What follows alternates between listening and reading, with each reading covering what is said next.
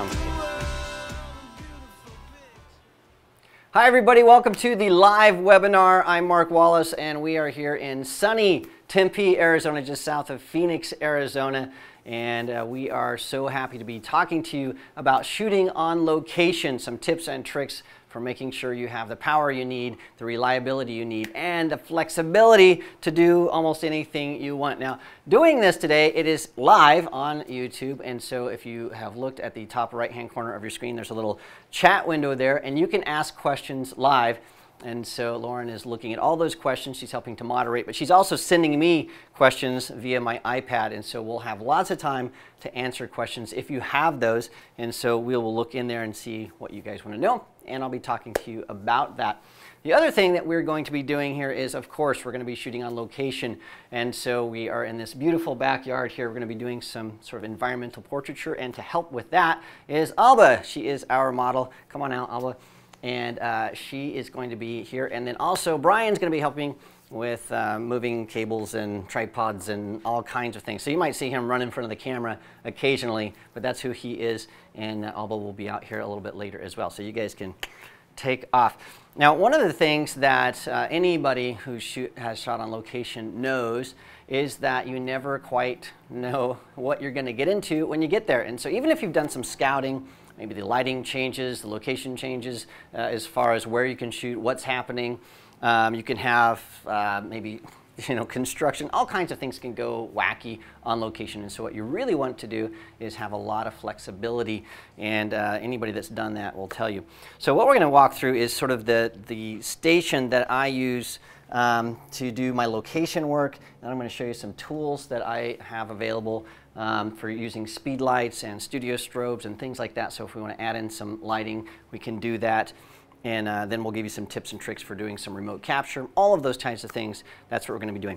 Now, one of the things I want to mention is that one of the products that we're going to be showing you here, and I think it's back there, it's the Tether Boost.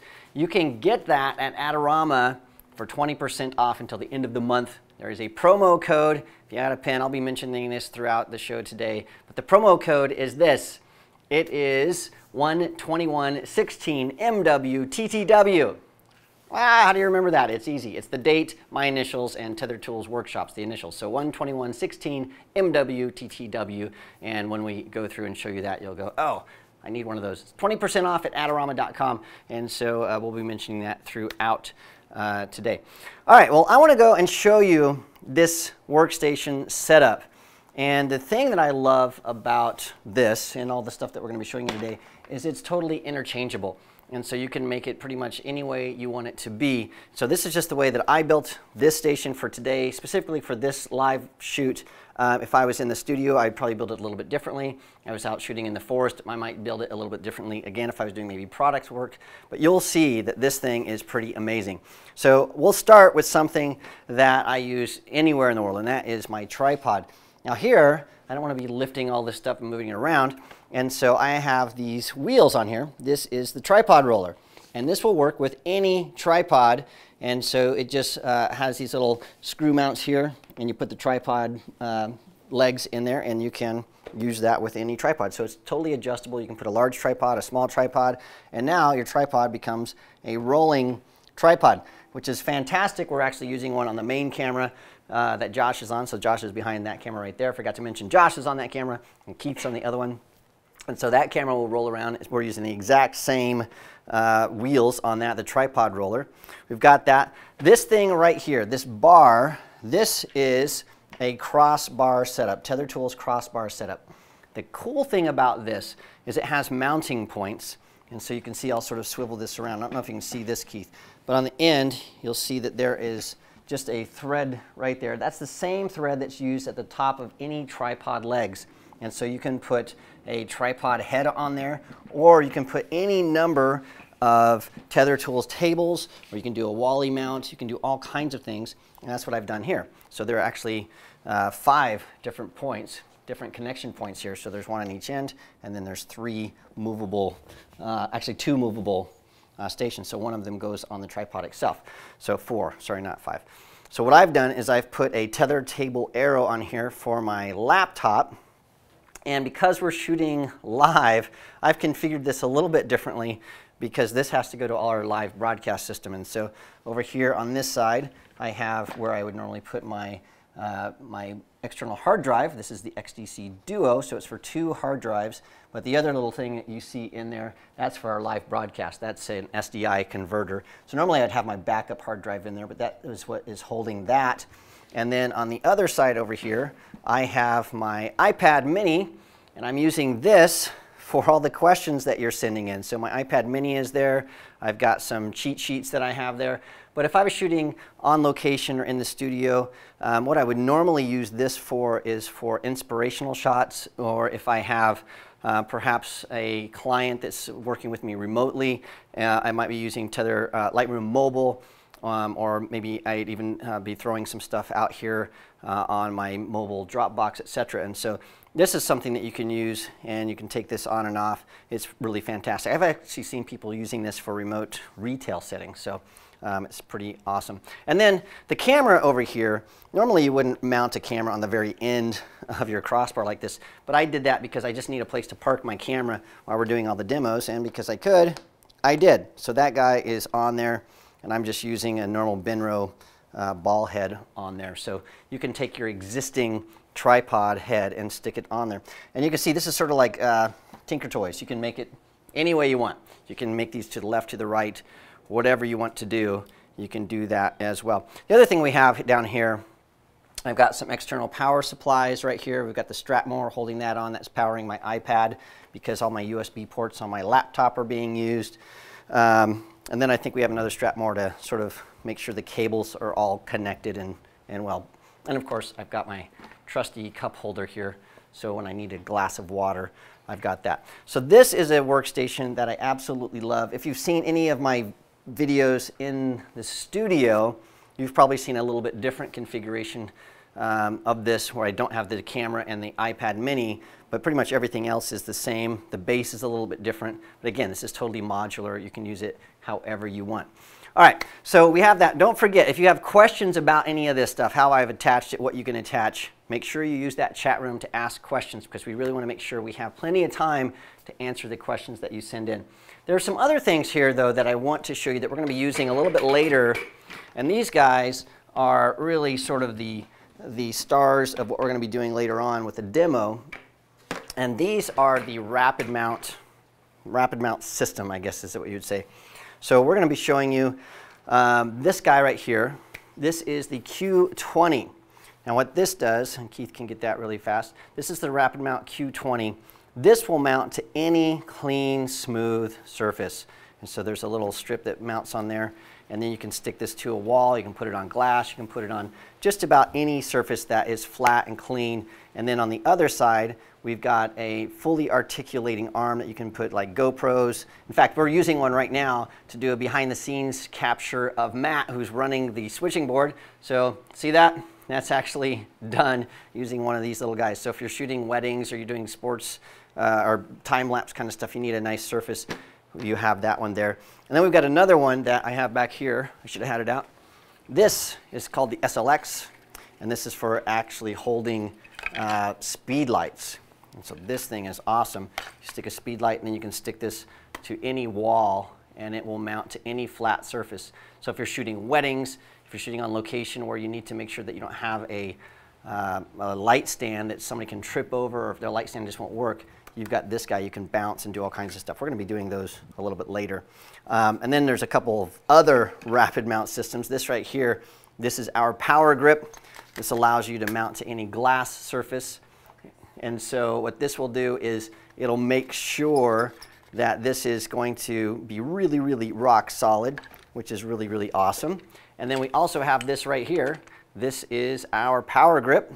And what that will do is it will allow us to make sure that you have some really, really strong points. So you can actually mount either a speed light on here, or even you can put a normal studio strobe on this guy. And so this will mount to any kind of beam or surface. And so these are awesome because they will support about 50 pounds. So this is really, really, really husky. And then we have for speed lights or small cameras, etc. This will hold about 1.5 pounds. This right here is our Easy Grip rapid mount. So lots of different options. So a lot of questions I get is how do you shoot on location and mount stuff in weird places. With these, you can mount just about anywhere conceivable, and we'll show you that. And then there's even one more that I forgot. This is the flex arm. So this will let you flex and do some really interesting things as well. All right, so those are the tools that are available, and we're going to be using them in real life here in our little sort of environmental shoot. So before we move on and start actually using this stuff, I want to just check to see if there are some questions about all this stuff. And I'm seeing that we have people here from Brazil and Atlanta and Denmark and all over the place, which is really, really cool.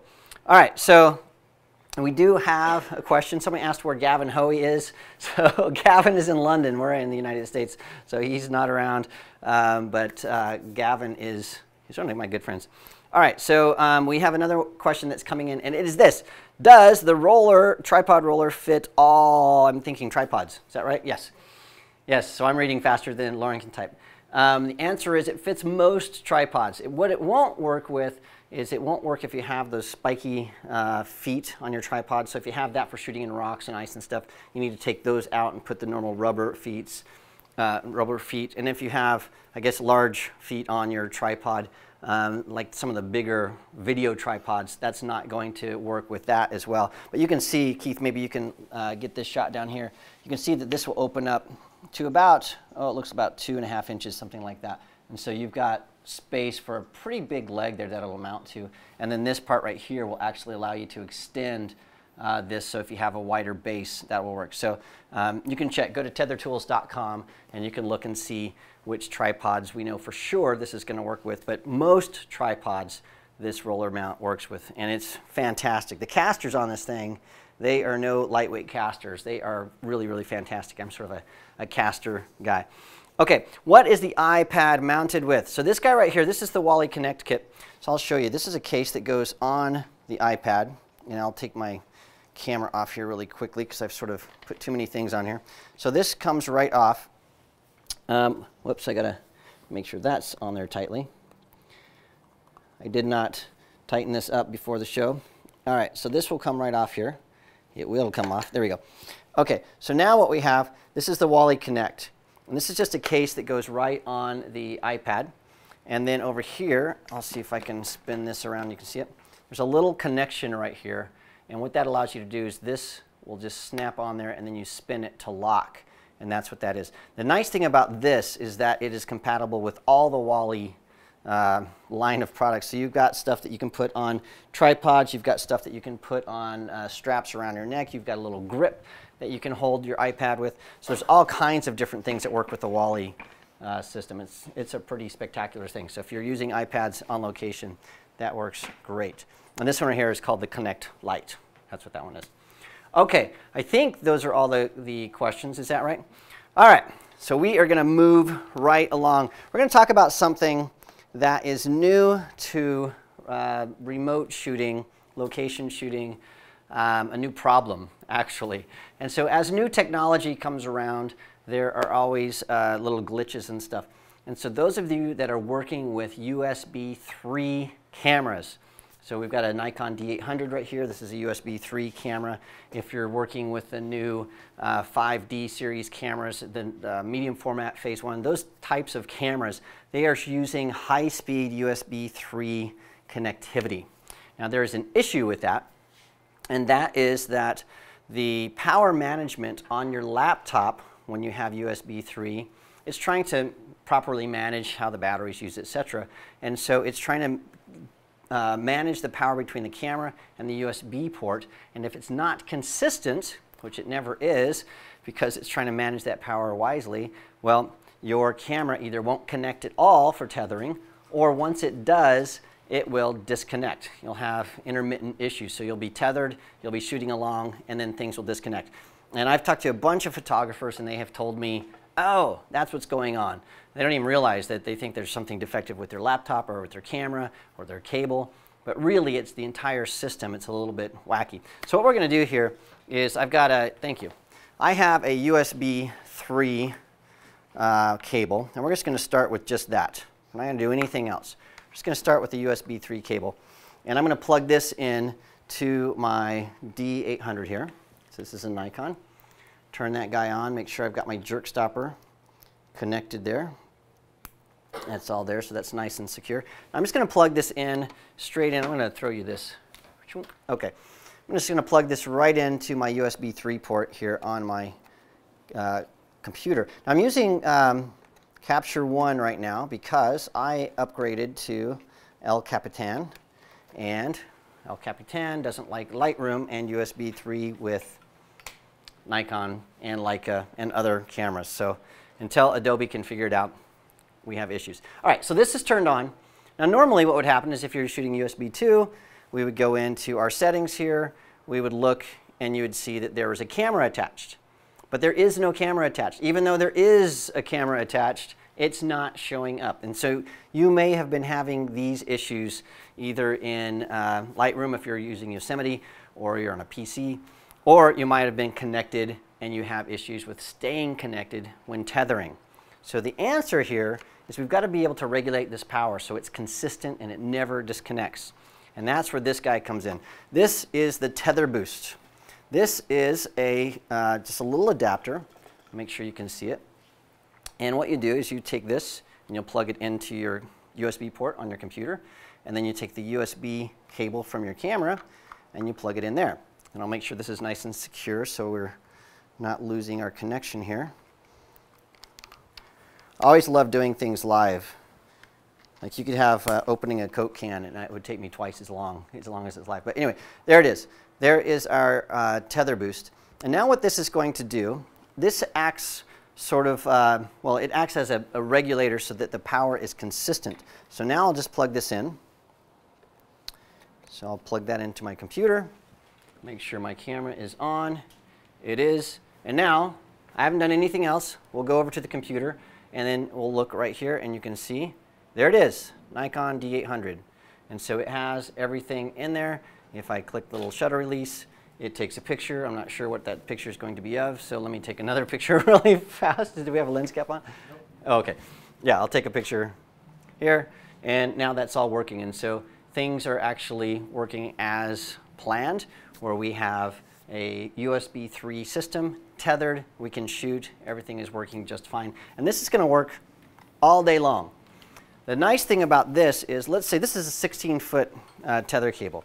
What if we needed to shoot in a longer range? Well, this actually has a place for power to be added right there, so you can add a power adapter, and then what that will allow you to do is instead of the short cable, you can add another 16-foot cable. So you can be running 32 feet with this system, USB 3, and it's going to be absolutely fine. So that is a Tether Boost, and that's the product we were talking about that is 20% off right now at Adorama using the promo code 12116MWTTW.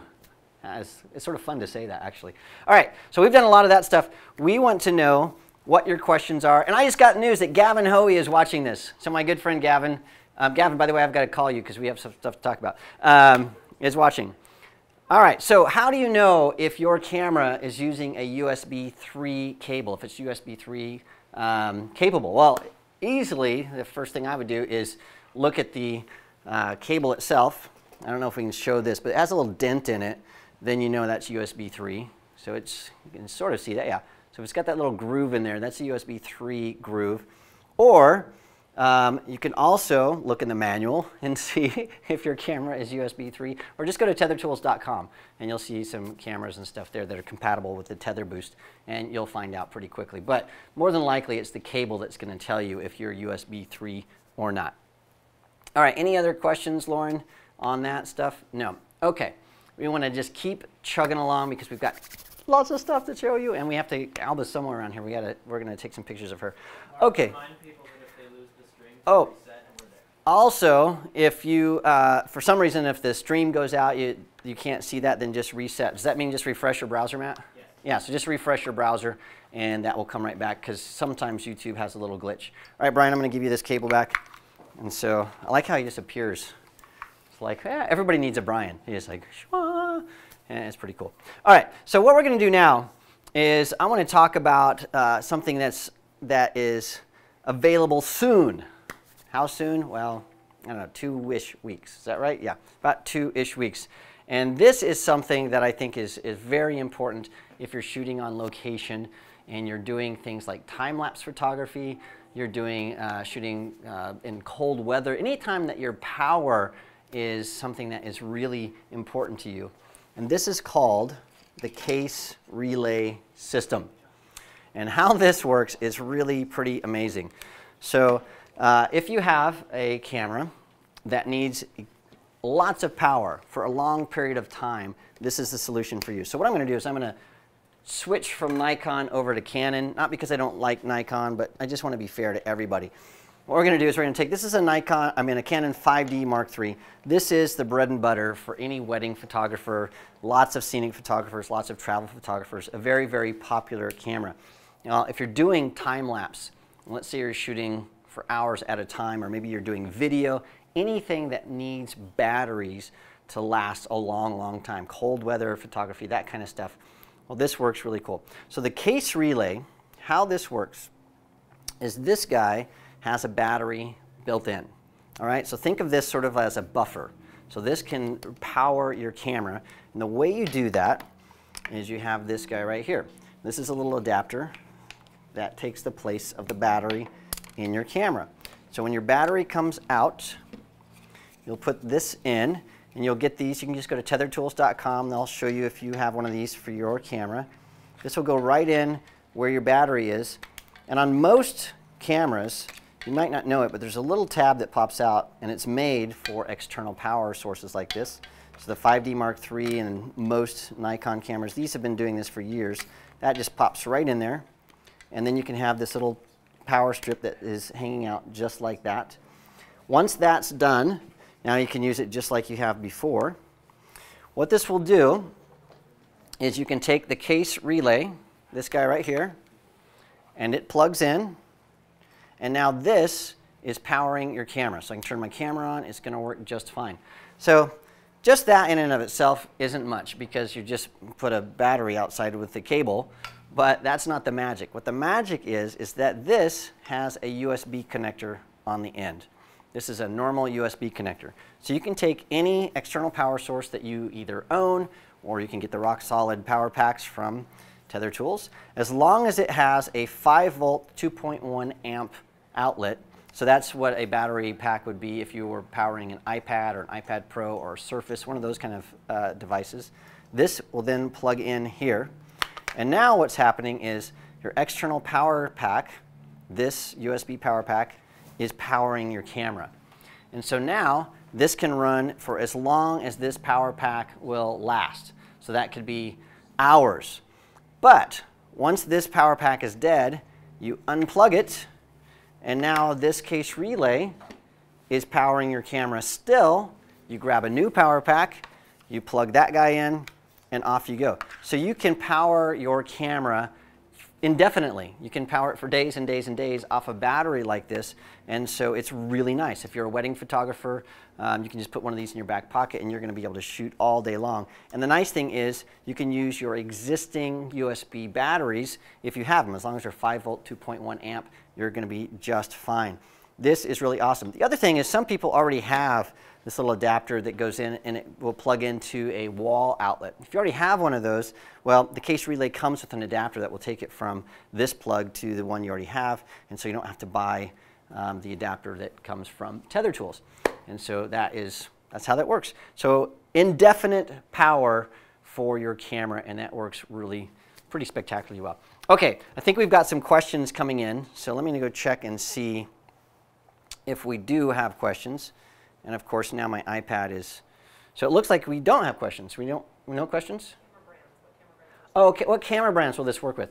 It works with a lot. So there's Canon, Nikon, Sony, the new Sony A7R, new A7R II, all those new Sony cameras out there, the mirrorless revolution. It will work with all of those. But for a complete list, just go to tethertools.com and you'll see which cameras specifically this works with. But it works probably, if you have a camera, it's going to work with yours. The ones that it does not work with right now are the big guys. So the 1DX series cameras from Canon, the new Nikon, or is it the 5, the D5, those guys that take those really large batteries. But for other cameras that are mostly used, like the 5D Mark III, the new 5D series cameras, it works just fine. All right, so the other question we have here is, what kind of wall adapter can be used with it? So I think what the person is asking is, can this be used with a normal USB wall adapter? And the answer is absolutely yes. And so if you don't have an external battery pack like this, or if this one is dead and you want to keep powering your system, you can just plug this into any wall adapter that you have, a USB charger that you might have for charging your iPad or Surface or whatever that is. So that's the joy of this. Any USB source, as long as it's 5 volts, 2.1 amps, it will work just fine. Okay, I think, was that the question that we had? Okay, I think we have that. So awesome. Unless there are other questions, we are going to get to the demo portion of today, which I think is what everybody wants to see. So are we set with all that stuff? Okay, fantastic. Fantastic. All right, I'm curious. I think somebody from Brazil is watching, and I want to know who that is, because I have lots of friends down in Brazil and South America when I met them down there. So if you're from down there, let us know. All right, so we're going to put this over here. All right, what we're going to do now is we're going to do an environmental portraiture session. And we have sort of a hypothetical setup. And this hypothetical setup is that I've been hired to shoot a new installation of some glass doors. I want to make it look like a really nice back patio with a beautiful model hanging out, smiley, with these windows behind her. So that's what we're shooting. So Alba, come on out. You're going to play the part of our beautiful model. And you're like, oh, okay. And so what we're going to do is we're going to have you go right there and stand in that chair. And I'm going to move my workstation because I want to shoot tethered and see exactly what we're getting so that I can get this over to our client, the imaginary client. And then we'll have this about right here. Okay, fantastic. And then if you can grab my camera for me, this is the Canon camera. So how we're going to do this is, first I want to show you what this looks like with no light at all. And then what we'll do is we're going to start adding some speed lights. And we're going to spruce this up so it looks very warm and inviting. And maybe we'll even take some of these products off the table here. And then we're going to use some of the rapid mount systems to show you how we can really add some spice. So the first thing I want to do is I'm going to be shooting tethered. And so I've got a very long tether cable here. And so I will set that up very quickly. I'm going to shoot in Lightroom. I'm a Lightroom photographer. And so the only reason we shot with Capture One earlier is A, it's pretty good software, but also because of the issues with El Capitan that we were seeing earlier. So I'll do this because I need an extra hand. I need an extra hand. There we go. Okay, so this is set up, and just for the sake of explaining the gear that I'm using, the speed light that I'm using, this is a Canon 600 EX-RT. It could be any speed light. I'm using this because it's got the built-in radio trigger. We're using Elastolite softbox just to get some nice soft light. And then I'm using the radio trigger on top of the camera so we can control everything. And eventually we'll be shooting with a couple of different speed lights. Okay, so now that we have everything linked up, I'm going to go into Lightroom. I'm going to make sure that I am tethered here. So tether, start tethered capture. I've got everything set up here and it sees my camera. That's awesome. So as I'm shooting, this stuff is going to be showing up so we can see it. I'm going to hide my tether bar just so you can see just the photos as we're shooting. So the first thing I want to do is I'm going to take a picture of Alba with no flash at all. And so we'll do this, move that out just a hair. All right, Alba, so pretend like it's warm outside and that you're enjoying a nice day in the backyard with your new glass windows. All right, so we can look here, and this is absolutely just a flat image. There's no life to it at all. It's just not something that a client would be happy with. So the first thing I would do, obviously, is add some light. So I am going to use my speed light here. I've got a link. I'm just going to throw some light toward her. All right, so again, look right at me. Beautiful. All right, with that, immediately what happens is we spruce things up. So this, this is going to come in here. You can see between these two images, we have a much better looking second shot. And so the problem with this is that her hair is just sort of blending into the background. You can see right here we've got sort of this dark tree. So if she moved her head just a little bit, her hair and this tree are going to converge, and it's not going to be so nice. And so what we want to do is we want to add some highlights to the back of her hair and her head and sort of brighten up this entire scene and give it a little bit of character. The problem is I don't want to add a light with a light stand because I don't want this showing up anywhere in those windows back there, especially if I move around a little bit. I don't want to have something in the way of my shot.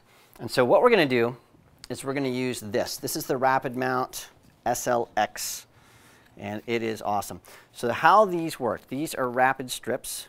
This is the Rapid Mount SLX. By the way, this is the same thing we would use with the Q20 that's got the little articulating arm. It's the same exact technique. So this just applies right to the back, just like that. And then what we're going to do is I'm going to go over here to the door. So I'm all the way over here. I've got to make sure that you can see. Yeah. So what I'm going to do is I'm going to put this about right here. So how I will do that, so we need to make sure that this cures.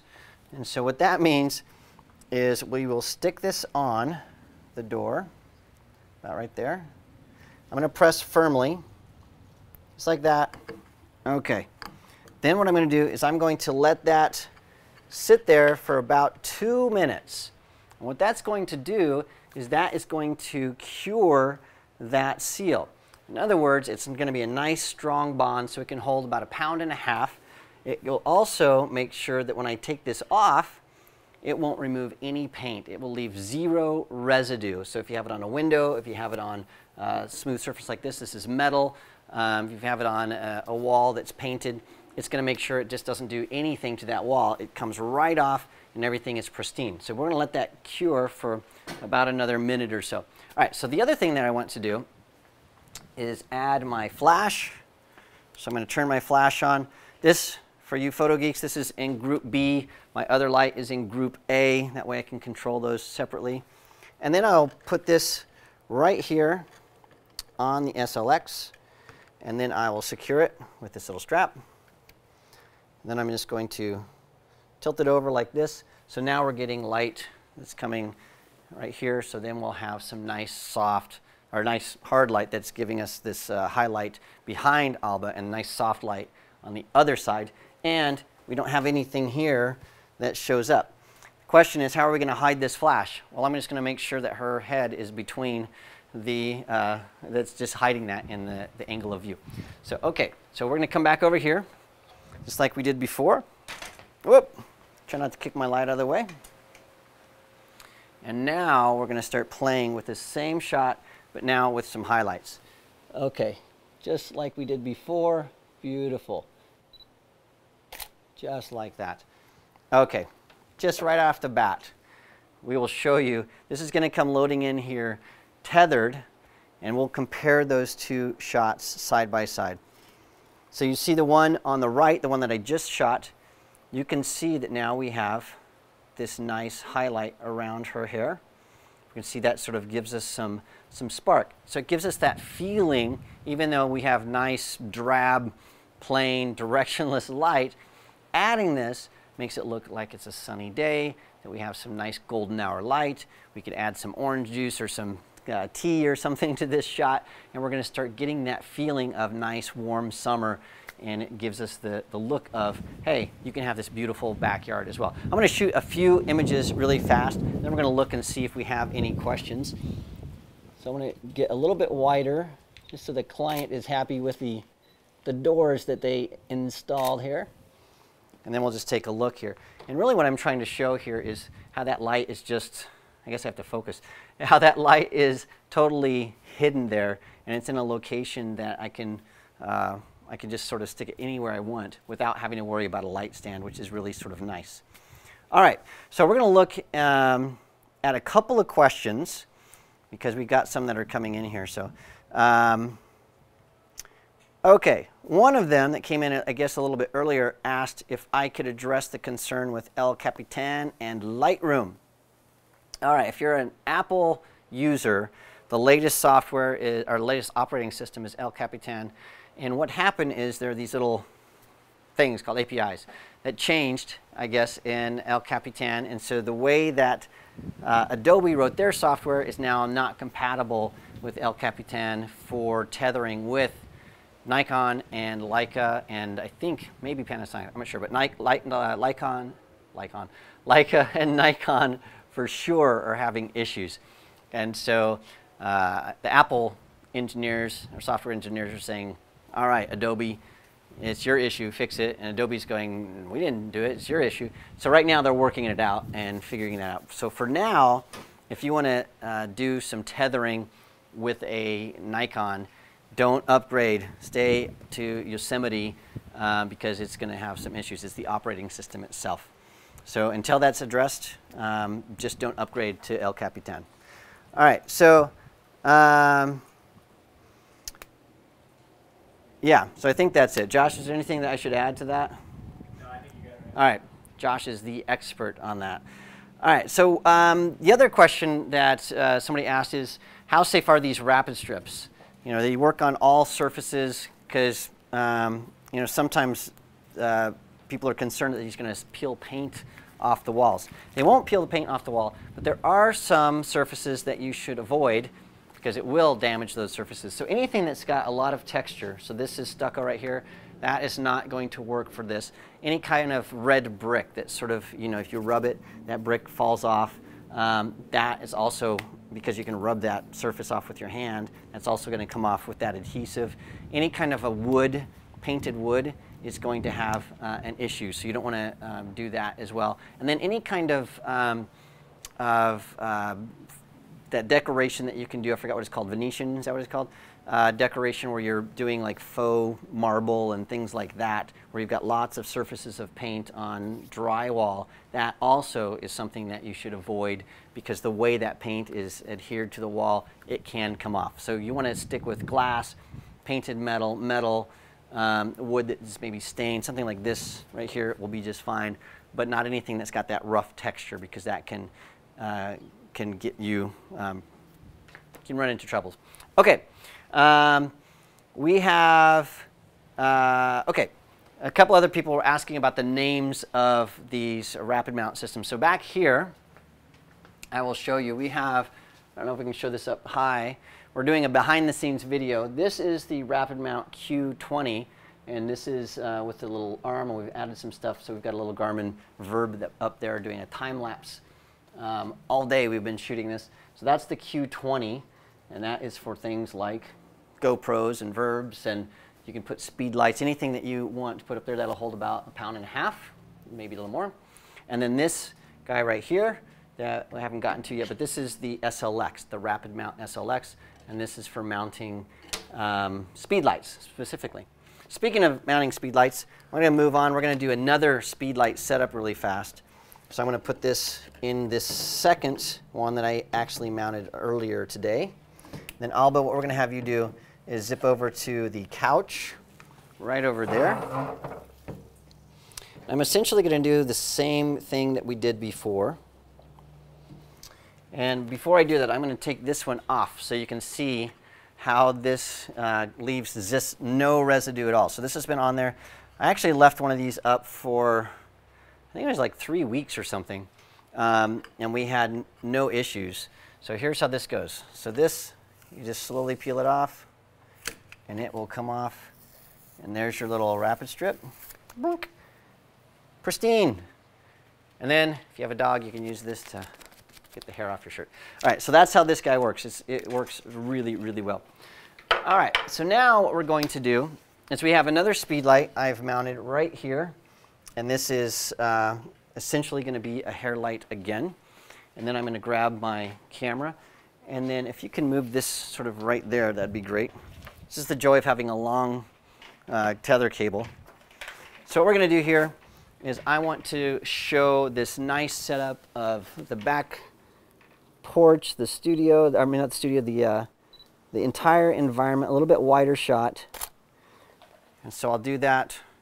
And just with the first shot, TTL metering, we have everything. I'm going to go really wide so we can see Josh back there running the camera, the behind the scenes stuff, everything.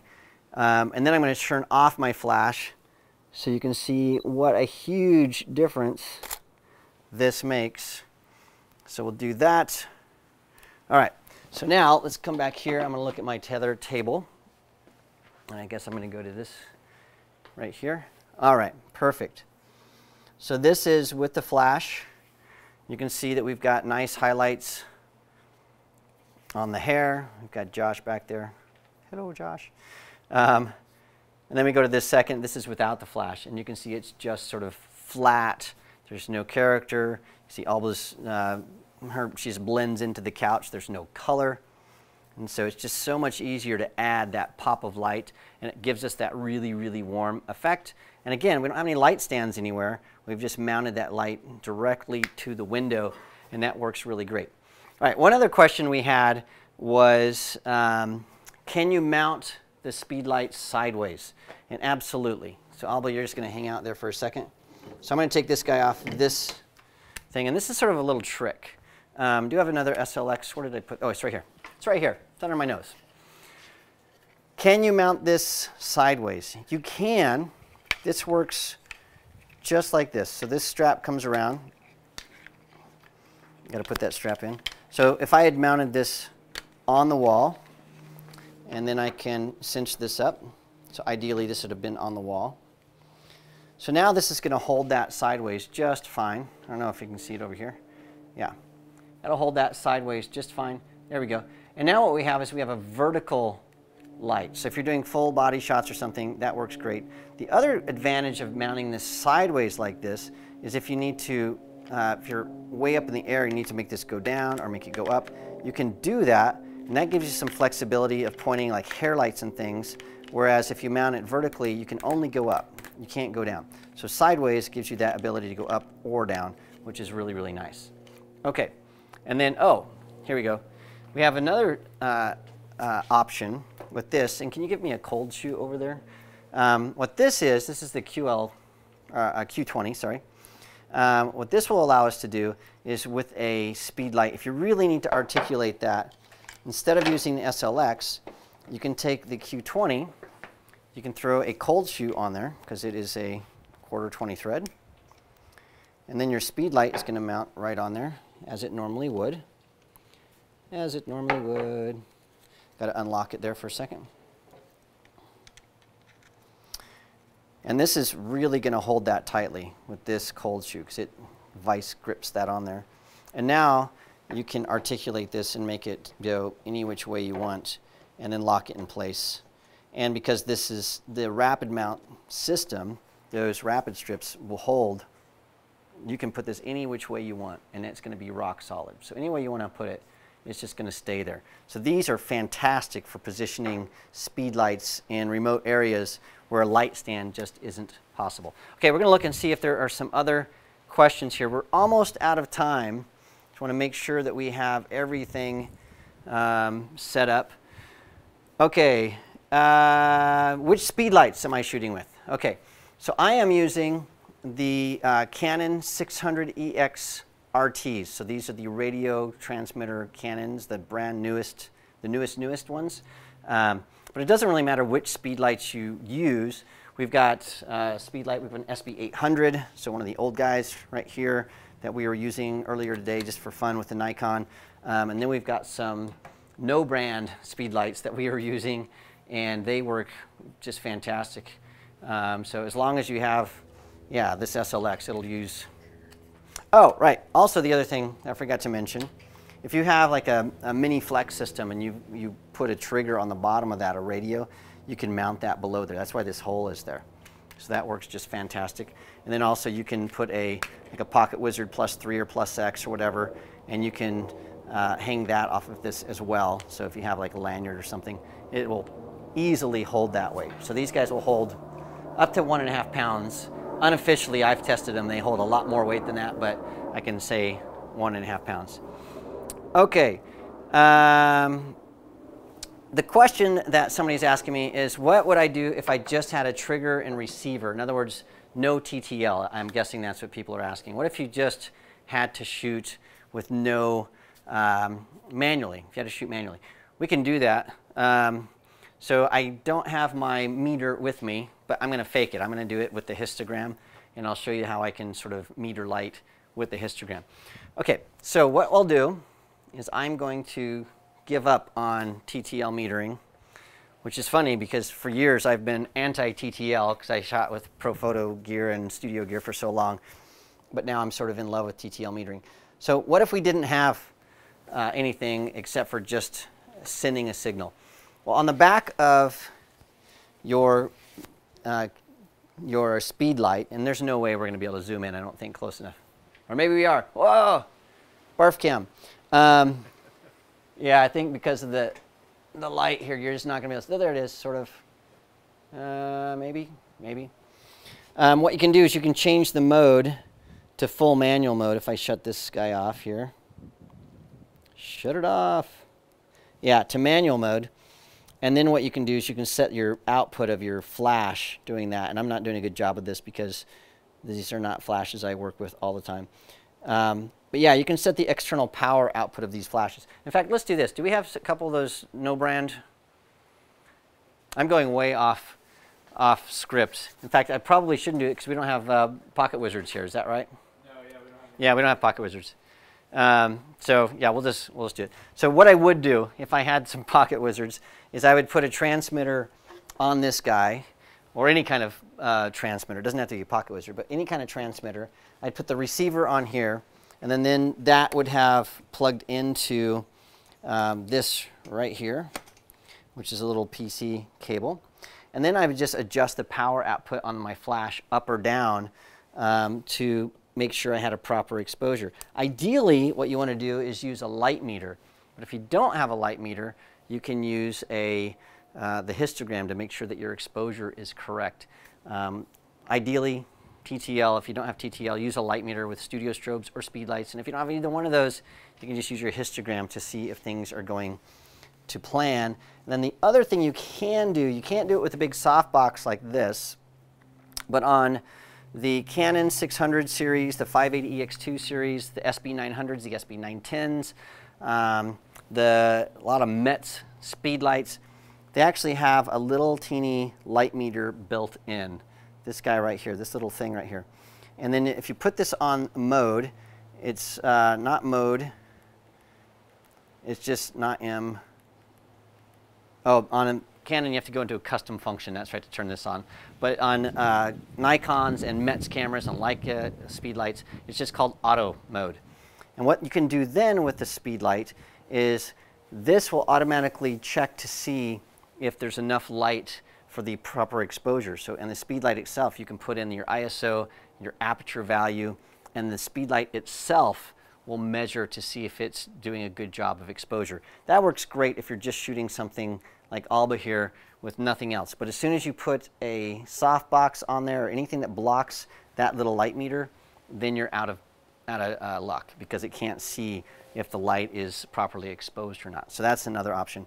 So there, I actually have, I don't want to advertise my other videos, but a Digital Photography 101 episode on AdoramaTV and on Stamp Factory. I go through that entire process in depth. I think I spent about 20 minutes on it. So unfortunately, we don't have a lot of time to do that here, but that's what you can do if you don't have a meter or all that kind of stuff. Okay, we sort of went down a rabbit hole there, didn't we? You're like, yeah. I'm not sure I answered that question, but that's what you can do. Either use a light meter, use your histogram, or do some other stuff.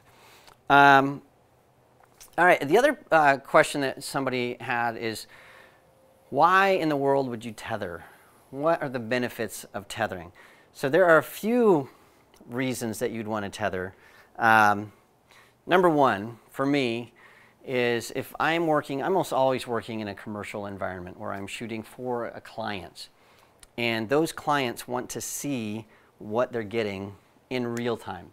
And that's one of the big beauties of shooting tethered, because you can go through, they can look at a shot. So for example, let's say this was a shot, we'll have Matt bring this up. Let's pretend like this is the shot that I created for this company. They'd look in there and they'd go, oh, this is no good. you can see Josh in this shot, and you can also see this thing up here. We need to fix that. So they'd go in and do some things. Or if I had an art director online, they would look at that and say, you know, we need to make sure that these colors work, these pillows aren't arranged correctly, we've got the, you know, the stripes are going 2 different ways, let's arrange this where we see more of this. So they can actually see what's happening, and that's great in a commercial environment. The other reason I like to shoot tethered is if you have an assistant that you've been working with for a while, you don't have to constantly show them the back of your camera and tell them what's going on. They can look and see where to reposition lights or change things. The other thing they can do is they can look in a shot and see things like this. Hey, we've got a reflection of a Brian in a window. So have that person move out of the way. Because on the back of the camera, I would have never seen that. And so those are some of the benefits for working with a team. The other benefit for shooting tethered is a lot of times on the back of the screen, things look fantastic. And in real life, they look horrible when you put them, or I'm sorry, they look fantastic on the back of the camera, and when you put them on the screen, they look a little dark, they look a little underexposed, especially if you're shooting in a dark room. And so this will also help. You can see things like this. I don't have Alba properly exposed. And so I would have, if I thought this was the shot, I could go and look really quickly and see that that wasn't the shot. If you're working with a client that's remote, you can use Lightroom Mobile. And so you can create a mobile gallery, so you're uploading things for people to see. You can also have things that are readily set to go to export to a USB drive or a CD or something. If you're shooting at a wedding, maybe not necessarily shooting tethered, but you can use Lightroom to create slideshows and branding and all that kind of stuff, so you can show things at the end of the wedding, at the reception, so that you can boost your sales. It's a huge sales booster. So there's a lot of reasons for that. And I think, what else have I missed? Those are the big, I think, reasons to do. And the other reason is if you have a problem with your card in your camera, you've got a backup instantly. But those are some of the things. I guess I should be talking to your camera, right? Instead of this way? I don't know. Okay, a bunch more questions here. Let's see. Oh yeah, so that's another big reason that I missed. So Alba, let's have you come over here. So let's say Alba and I are on a shoot, and we're shooting tethered. And I'm trying to get her to position her body in a certain way. It is so much easier for me to go, okay, Alba, see your shoulder right there, we want you to move it this way, this leg here doesn't work, these pants aren't working because of whatever. I'm just making stuff up. But it's so much easier to have a dialogue and a conversation with the model when they can see things. And the other thing that we can do, so Josh, we're going to have you flip your camera around. We have a big display, so go ahead and turn your camera around. We have this giant screen over here. It's called a studio view, getting that mirror. So I use that in the studio all the time when I'm tethered. And so it's a giant screen that people can see real time what's happening. So when you're shooting with a model, if you're shooting tethered, they can actually see what's happening with the shot, and they can see themselves. It's sort of like a big mirror, which is really great. All right, thank you so much. So yeah, there's a million reasons why you want to do that. Another question is, if you're tethering, can you use the iFi cards? If you're not familiar with these iFi cards, what they are, it basically creates a Wi-Fi connection to your computer. So when you take a picture, it zips over to your computer, sends a JPEG file.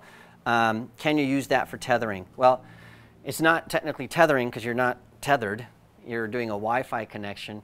It sort of works. It depends on how you have Lightroom configured. You usually have to have a watched folder that looks for the file and it brings it in. It's not nearly as quick, and if for raw files, it's just altogether impractical.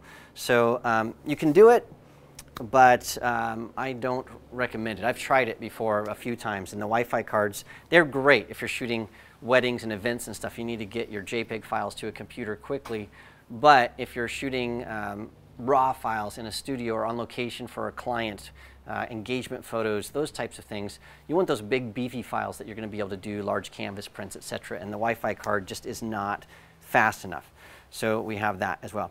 All right, we still have a lot of questions about El Capitan and what the problems are and what the alternatives are. Well, if you're shooting in Lightroom and you've upgraded and now things aren't working, you don't want to go back to Yosemite, there is a fantastic application. We started with it. It is called Capture One. And I'll open that up. I don't know if I'm about to have a conflict. But Capture One is an application. I don't have any pictures in my Capture One catalog except for this one that we shot. It is absolutely an alternative to Lightroom. In fact, a lot of people prefer Capture One to Lightroom. The consensus is that Capture One is a little bit better software than Lightroom for developing and exporting and some of those types of things. The difference between those two is if you're working in the Adobe Creative Cloud environment like I am, you don't get the benefits of the integration with Photoshop and the entire workflow that you do with Lightroom. But you can certainly integrate Capture One with Photoshop and export files and do some of those round trips. It just works a little bit differently. You don't get that whole universe feeling if you're doing that. So that is definitely a fantastic alternative. And it's funny because a lot of people are thinking, well, no, Lightroom's the alternative to Capture One. Capture One is sort of the king. And it's been around for years and years and years. Okay, there is a section at tethertools.com, and it is, you can just look at Tether by camera, and then you can see some other options for tethering. So tethertools.com, by the way, I should mention that it has information for tethering, getting set up, but it also has a bunch of photographers that are doing commercial work, location work, and there's sort of these inspirational posts that you can look and see how people are doing things. So we have time, I think, for one more question, and so we can make sure that we have everything. So can you address watch folders if you want to move things over to Lightroom and Photoshop? Yes. Okay. So I mentioned earlier that if you had a Wi-Fi card, you have to set up something called a watch folder. I haven't done this in years, so let me see if I can do this correctly. But how a watch folder works is this. You tell Lightroom to watch a folder. So it's a physical folder on your hard drive. So it's something like photos, new pictures, or whatever. Photos, all that. And what Lightroom will do is, as it's running, if any new photo shows up in that folder, it will copy it over into Lightroom and add it to your catalog. And you can tell it to do several different things. So what we'll do is we'll go into, see if I can remember how to do this. I'll go to my help and say watch. Nope. File, auto import, here we go. Auto import settings. All right, that's how you do it. So it's, let me do that really fast again. So file, and then we go to auto import settings. I can click that. And then what we're going to get to are these auto import settings. And then the first thing it's going to ask is, what's the watched folder? In other words, which folder am I looking for to see if there's any new pictures? So you would choose one, and then you would tell it where to move those pictures once it shows up. So you can have those moved to a different thing. And then you can do all of your stuff like adding custom file name, adding develop settings, adding metadata keywords, doing your different previews, etc. And when you say OK, what's going to happen is now, now Lightroom is going to be looking at that folder. If it sees a new picture, it'll just copy it right in. It's the same as importing at that setting. At that point, it's just doing it automatically. Okay. So what we need to do is wrap this up because we are unfortunately out of time. We have like 2 minutes left, I think. Don't forget to go to tethertools.com. Don't forget that you can get the Tether Boost for 20% off at Adorama.com using the promo code. You got a pen, write this down. It is 1/21/16 MWTTW.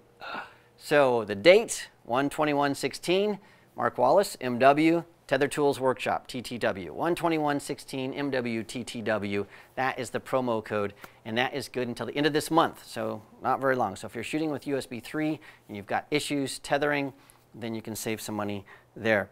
All right, so the other thing that I have to mention is we've gone through a ton of products today. We've gone through the crossbar, the roller here, we've gone all of our power options. There are a lot more tools available. Just go to tethertools.com. If you want to mount something to something, you can do it using Tether Tools tools. That's sort of fun to say, Tether Tools tools. There are solutions out there for just about anything. And the other thing that they'll do for you, if you have a question, you're not sure exactly how to tether, you're not sure exactly how you're going to mount something, you're not sure how you're going to use a solution, or you need a new solution, just call them up. They will walk you through figuring out a solution for your problem. So maybe you're shooting on location a lot, maybe doing product photography or something, and you need to do something that's similar to this, but maybe a little bit customized. Call them up. They will help you figure it out and put something together for you. It's really awesome. The other thing you can do at tethertools.com is you can sign up for the newsletter, and then that way you don't miss a single thing that's going on in the tethering world. And when I say tethering world, I mean it's a big world. We're talking about pro photographers, new products that are coming out, tips and tricks, live webinars like this one, lots of educational stuff. So you want to be a part of that newsletter because there's always something new coming up. All right, I want to thank you so much for joining us. Ryan and Albert, they're over there getting warm in the sun, but thanks you guys for helping us out. Thanks Keith for running this camera, and Josh and Matt and Lauren and everybody. Am I missing anybody else? No, I think that's it. Thanks everybody for joining us, and I hope to see you again on another live webinar for Tether Tools, and if it's not me, it's going to be somebody else, so stay tuned. Thanks again. We'll see you again soon.